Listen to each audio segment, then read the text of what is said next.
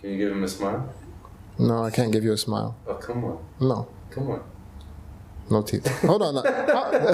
Didn't you get like money for this? Like Shaq, how much did you get? 26 million? He got the 26 million smile? If you can edit it, I don't know. My name is Issa Washington. Actually, my name is Keith Washington. I'm from California, San Diego, but my family's actually from Texas on my father's side. I was born into, I guess, Southern Baptist, Texas, Bible Belt area. And I was pretty much, I guess you could say Baptist Christian until about 16, 17 years old. And at that point, I actually read the Bible. And I became just someone who believed in God, but didn't really have a set religion. I began to explore world religions. I was on a path of, seeking a way, not really a religion. Just do good and, have good come to you.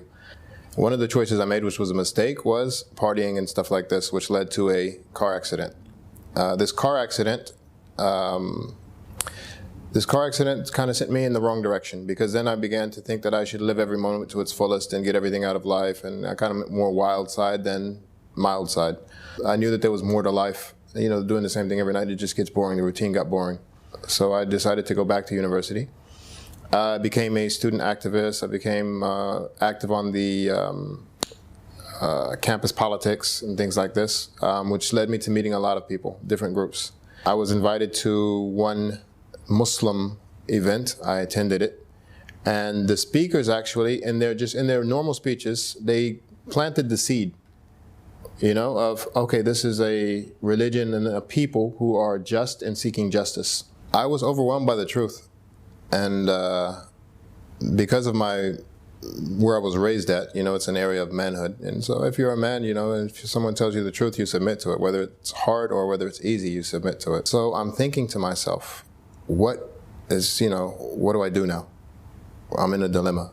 And this is my lifestyle. I'm a student activist. I'm a president of the student union. I have my family, I'm not even living near. And I knew that if I accept this religion, my lifestyle has to conform to this religion. So, a lot of the things I'm doing, I'm not going to be able to do. And a lot of the people who I'm dealing with, because they have the same ignorance as I do, they're not going to want to deal with me. And so how will I deal with the administration? How will I deal with these women when I say I can't date? How will I deal with my family who's away from me? How do I explain it over a distance? I had to balance all of that. And I just said to myself, if this is the religion of God, if God has actually, set this path, then he'll take care of it. I think Islam probably changed me in the most is that it made me keep connections that I would have normally broken. People who I would have just, forget about it, it's not worth it. Because of Islam, I said, no, I have to keep this connection. So someone who I would normally not call, I'll call.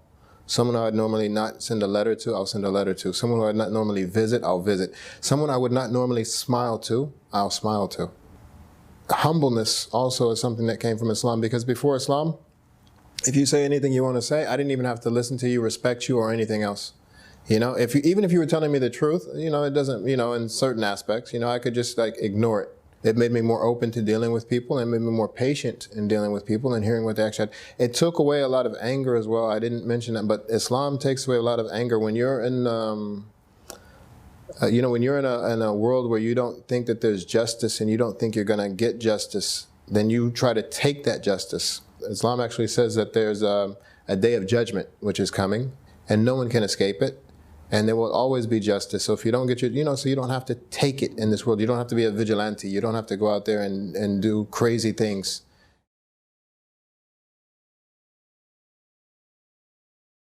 You don't have to preach to your family when you convert, or to your friends, or to your business colleagues. Just you become a Muslim. You live your life as a Muslim.